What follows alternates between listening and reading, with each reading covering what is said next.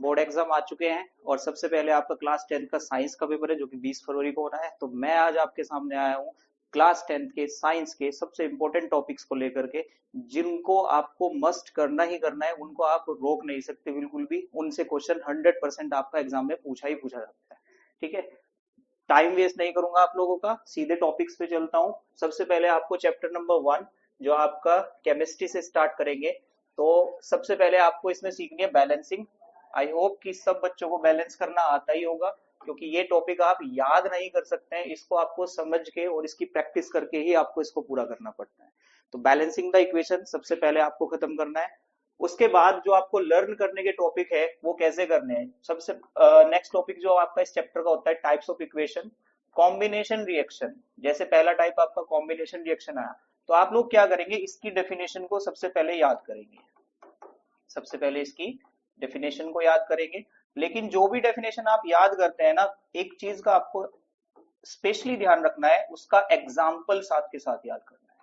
क्योंकि अगर यहां से आपका लर्निंग बेस्ड क्वेश्चन बनता है तो कभी भी आपका सिर्फ इक्वेशन की डेफिनेशन नहीं पूछी जाती, आपसे विद एग्जाम्पल के साथ पूछा जाता है। तो आपको एग्जाम्पल को साथ के साथ याद करना है। ठीक है, सेकेंड आपकी जो इक्वेशन का टाइप होता है डिकम्पोजिशन रिएक्शन। आप सभी ने पढ़ा होगा डिकम्पोजिशन रिएक्शन। डिकम्पोजिशन रिएक्शंस में आपको तीनों डिकम्पोजिशन रिएक्शन करनी है।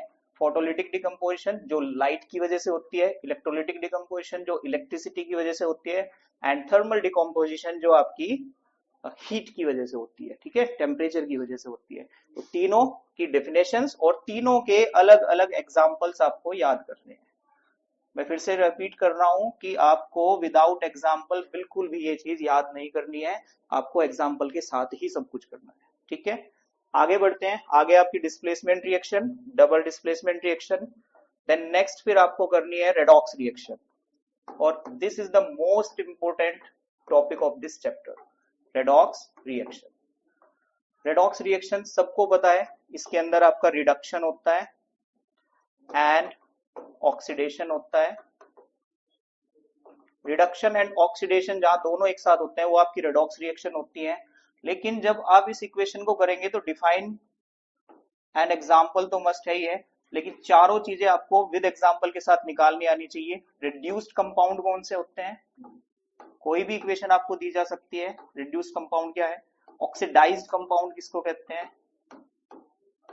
100% आपका एग्जाम में पूरी प्रायोरिटी बनती है यहां से क्वेश्चन आने की। ऑक्सीडाइजिंग एजेंट किसको कहते हैं हम, एंड देन रिड्यूसिंग एजेंट किसको बोलते हैं। तो यहां से आपको ये सारी चीजें याद रखनी है। रेडॉक्स रिएक्शन से ये चारों कंपोनेंट आपको निकालने आने चाहिए, क्योंकि इनमें से एक भी ऐसा नहीं है जो नहीं पूछा गया है। कभी आपका किसी पेपर में रिड्यूस कंपाउंड पूछेगा तो किसी में रिड्यूसिंग एजेंट पूछेगा, कहीं पर ऑक्सीडाइज कंपाउंड पूछेगा तो किसी में ऑक्सीडाइजिंग एजेंट पूछेगा। तो ये मस्ट टॉपिक है, ये आपको 100% करना ही करना है।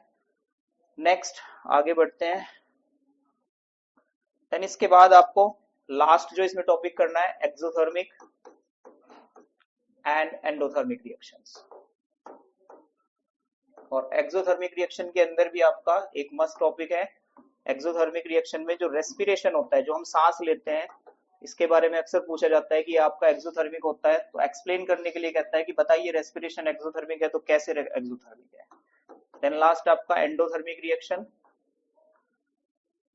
ये आपको फर्स्ट चैप्टर से कंप्लीट करने ही करने हैं, आप इनको किसी भी टॉपिक को स्किप करके नहीं जा सकते अपने एग्जाम में। ठीक है, अब हम बढ़ते हैं अगले चैप्टर की तरफ, जो आपका चैप्टर है acid and base. Acid and base, सबसे पहले दो हिस्सों में आपको चैप्टर तैयार करना है। एसिड बेस को अलग तैयार करना एंड सॉल्ट आपका अलग आ जाएंगे। एसिड बेस के अंदर जनरल प्रॉपर्टीज, आई को जनरल प्रॉपर्टीज आई होप आप सबको ये पता ही होगी। फिर आपका एसिड एंड बेसिस की केमिकल रिएक्शंस, जो आपकी अलग अलग कंपोनेंट्स के साथ होती है। एसिड एंड बेसिस की जो केमिकल रिएक्शंस होती हैं, इनमें भी मैं आपको कुछ स्पेशल रिएक्शंस बताता हूं कौन कौन सी करनी है। एक तो कार्बोनेट्स वाली, कार्बोनेट्स के साथ जो एसिड और बेस की रिएक्शन होती है वो। सेकेंड आपकी मेटल के साथ वाली रिएक्शन, मेटल के साथ रिएक्शन कराते हैं तो हाइड्रोजन गैस इवॉल्व होती है। हाइड्रोजन गैस के ऊपर बहुत क्वेश्चन बनते हैं। कौन सी साउंड के साथ निकलती है, जिसने पढ़ा होगा उसको सबको पता होगा, पॉप साउंड के साथ क्रिएट करते हुए हाइड्रोजन गैस निकलती है। ये इक्वेशन मस्ट है आपकी, करनी है आपको, कोई भी एक चीज छोड़नी नहीं है। नेक्स्ट कार्बोनेट्स के साथ, इसके बाद आपकी आएगी हाइड्रोजन कार्बोनेट वाली रिएक्शन, हाइड्रोजन कार्बोनेट्स। देन आपकी न्यूट्रलाइजेशन रिएक्शन, न्यूट्रलाइजेशन रिएक्शन जिसमें आपके दोनों एसिड एंड बेस एक साथ रिएक्ट करते हैं। अगेन एग्जाम्पल जरूर करना है एक, क्योंकि विदाउट एग्जाम्पल आज तक कभी भी एग्जाम में ये चीजें नहीं पूछी गई है। फिर आपका आएगा इसमें एसिड बेस के बाद नेक्स्ट जो टॉपिक आएगा आपका पीएच वैल्यू। पीएच से क्वेश्चन बनते हैं। पीएच आपको कुछ ना कुछ, कोई ना कोई टॉपिक्स के पीएच वैल्यूज दे दी जाएंगी, वहां से आपसे पूछा जा सकता है कि सबसे ज्यादा हाइड्रोजन की स्ट्रेंथ किसके पास है, या सबसे ज्यादा एसिडिक कौन है, बेसिक कौन है। उसमें आपको तीनों ही क्राइटेरिया पता होने चाहिए, एसिड भी, बेस भी एंड सॉल्ट भी। न्यूट्रल वैल्यू पर क्या होता है, जिसकी पीएच कम होगी उसमें हाइड्रोजन आयन की कंसंट्रेशन ज्यादा होगी या हाइड्रोक्सिल आयन की कंसंट्रेशन ज्यादा होगी, ये सब आपको पता होनी चाहिए चीजें।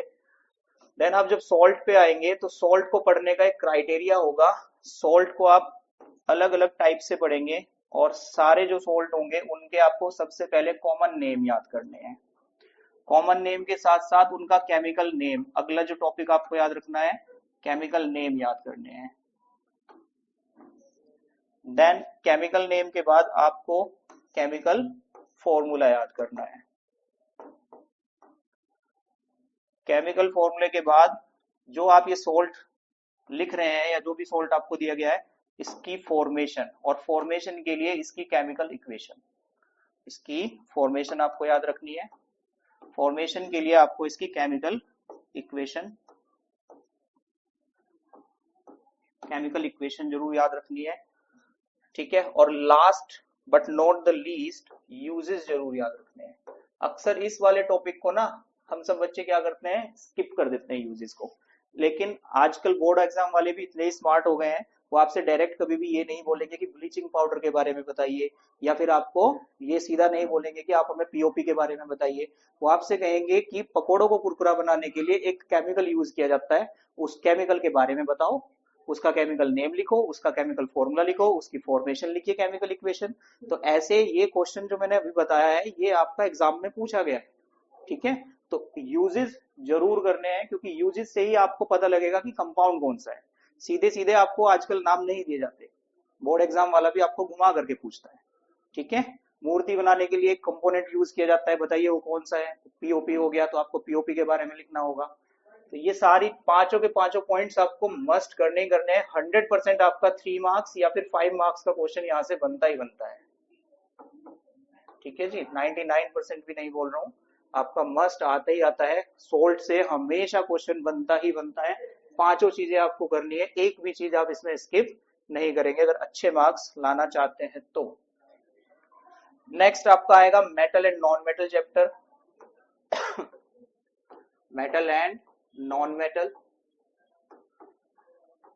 मेटल नॉन मेटल में सबसे पहली चीज दोनों की ही, मेटल की और नॉन मेटल की प्रॉपर्टीज याद करनी है, लेकिन प्रॉपर्टीज के साथ ही एक्सेप्शंस भी आते हैं, और chemistry is all about exceptions. बिना एक्सेप्शंस के तो केमिस्ट्री का नाम ही नहीं लिया जा सकता। तो ये आपको एक और चीज याद रखनी है कि जब आप मेटल और नॉन मेटल की प्रॉपर्टीज याद करेंगे तो साथ ही साथ उसके एक्सेप्शन जरूर याद करेंगे। जैसे मैं आपको एक छोटा सा एग्जांपल देता हूँ। जनरली हम सब लोग देखते हैं कि सबसे अच्छा कंडक्टर जो होते हैं वो मेटल्स होते हैं, मेटल इलेक्ट्रिसिटी और हीट के सबसे अच्छे कंडक्टर होते हैं। बट क्वेश्चन क्या वाला क्या पूछेगा, क्वेश्चन आपसे ये पूछेगा ऐसे मेटल का नाम बताओ जो अच्छा कंडक्टर नहीं है, तो वो आपका एक्सेप्शन हो गया। मेटल जो होते हैं वो आपके हार्डेस्ट सब्सटेंस में आते हैं, हार्ड होते हैं, ठीक है, वो ब्रिटल नहीं होते, हार्ड होते हैं। तो एग्जाम वाला आपसे क्या पूछेगा, ऐसे मेटल बताओ जो हार्ड नहीं होते, सॉफ्ट होते हैं। मेटल आपके सॉलिड फॉर्म में होते हैं, वो आपसे पूछेगा ऐसे मेटल बताओ जो कि लिक्विड फॉर्म में हो रूम टेम्परेचर पर, ठीक है। ऐसे ही आपको ये सारी चीजें क्लियर करते हुए चलनी है मेटल्स के बारे में। ऐसे ही नॉन मेटल का है, नॉन मेटल के बारे में उल्टा करके पूछ लेगा, नॉन मेटल्स जनरली आपके इलेक्ट्रिसिटी के अच्छे कंडक्टर नहीं होते। तो क्वेश्चन वाला कैसे बनाएगा, यही पूछेगा कि ऐसा नॉन मेटल बताओ जो आपका अच्छा कंडक्टर है इलेक्ट्रिसिटी का। नॉन मेटल्स आपके सॉफ्ट होते हैं, वो पूछेगा आपसे कि नॉन मेटल ऐसा बताओ जो कि सबसे हार्डेस्ट है। तो आपको नॉन मेटल और मेटल की प्रॉपर्टीज तो याद करनी ही करनी है, प्रॉपर्टीज के साथ साथ उन प्रॉपर्टीज के जो एक्सेप्शन केस है या फिर जो मेटल या नॉन मेटल उन प्रॉपर्टीज को फॉलो नहीं करते हैं उनको भी साथ के साथ करना है। ठीक है, तो सबसे पहले तो आपकी प्रॉपर्टीज हो गई मेटल और नॉन मेटल में। नेक्स्ट आपके मेटल और नॉन मेटल के अंदर जो टॉपिक आएगा वो आपका आएगा केमिकल इक्वेशंस। और केमिकल इक्वेशंस के आपको मेटल की जो इक्वेशंस हैं, एसिड और बेस वाली तो आप एसिड बेस में पढ़ चुके होंगे, लेकिन मेटल की जो इक्वेशन है विद वाटर कैसे रिएक्ट करता है। कुछ मेटल्स आपके ऐसे होते हैं जो कि ठंडे पानी से ही रिएक्ट कर जाते हैं, कुछ मेटल आपके ऐसे होते हैं जिनको रिएक्ट कराने के लिए पानी को गर्म करना पड़ता है, और कुछ मेटल्स आपके ऐसे होते हैं जिनको आपको गर्म पानी नहीं वेपर से रिएक्ट कराना पड़ता है। ठीक है, तो हर एक मेटल की सेम रिएक्टिविटी नहीं होती है, सेम स्ट्रेंथ नहीं होती है। कुछ मेटल ठंडे पानी से, कुछ गर्म पानी से, कुछ क्या करेंगे वेपर से रिएक्ट करेंगे। तो उसी तरीके से आपको क्या करना है, हर एक मेटल की वाटर के साथ रिएक्शन को याद करना है। डिफरेंट प्रॉपर्टीज है, डिफरेंट प्रॉपर्टीज के तरीके से ही आपको देखना है इसको। फिर आप जो मेटल के अंदर पढ़ेंगे अगली इक्वेशन, मेटल जो है वो ऑक्सीजन के साथ कैसे रिएक्ट करते हैं। मेटल की जो ऑक्सीजन के साथ रिएक्शन होगी वो आप बताएंगे कि मेटल और ऑक्सीजन कैसे आपस में रिएक्ट करेंगे, तब आपको बताना है मेटल एंड ऑक्सीजन की रिएक्शन। नेक्स्ट जो आपका आएगा मेटल एंड नॉन मेटल से, वो आपका टॉपिक होगा मेटलर्जी का। मेटलर्जी के अंदर भी आपके मेटल जो होंगे वो अलग अलग स्ट्रेंथ के होंगे। तो आपको अक्यूरेंस ऑफ मेटल पढ़ना है, जिसमें आपका मस्ट है calcination process and roasting process. Calcination and roasting process, इन दोनों को ही आपको अच्छे से पढ़ना है। कार्बोनेट ओर्स जो होते हैं मेटल के, उनको हम कैल्सिनेशन प्रोसेस से निकालते हैं, और जो आपके सल्फाइड ओर होते हैं उनको हम रोस्टिंग ओर से डिफरेंट करते हैं। तो मेटल को पढ़ने की मेटलर्जी के लिए कैल्सिनेशन एंड रोस्टिंग हो गया। इसके बाद आप रिफाइनिंग के अंदर एक और चीज पढ़ेंगे, रिफाइनिंग के अंदर आप इलेक्ट्रोलाइसिस और पढ़ेंगे। इससे भी अक्सर क्वेश्चन बने हुए हैं एग्जाम में। इलेक्ट्रोलाइसिस से क्या किया जाता है, मेटल को रिफाइन किया जाता है और प्योरीफाई किया जाता है। ठीक है, मेटल के लिए इनफ है।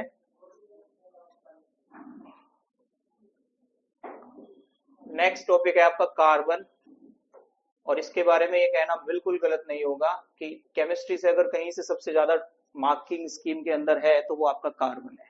Carbon and its compound, carbon and its compound. Topic के अंदर सबसे पहले आती है कार्बन की प्रॉपर्टीज, और कार्बन की प्रॉपर्टीज में सबसे जो पहला टॉपिक है आपका वो है आपका versatile nature of carbon.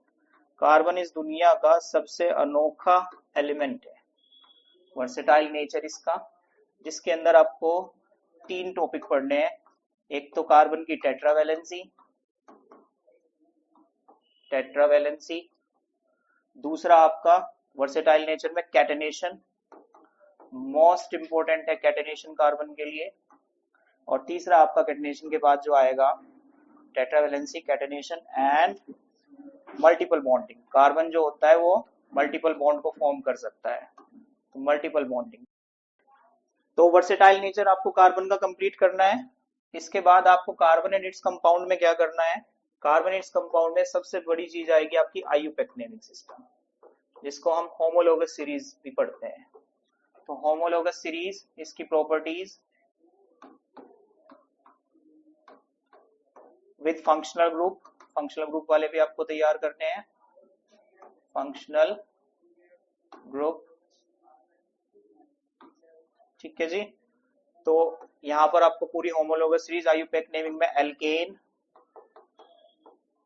Alkene, alkyne, तीनों families, alkane family, alkene family, alkyne family, तीनों के जनरल फॉर्मूले जो कि आप सब जानते ही होंगे, जनरल फॉर्मूले।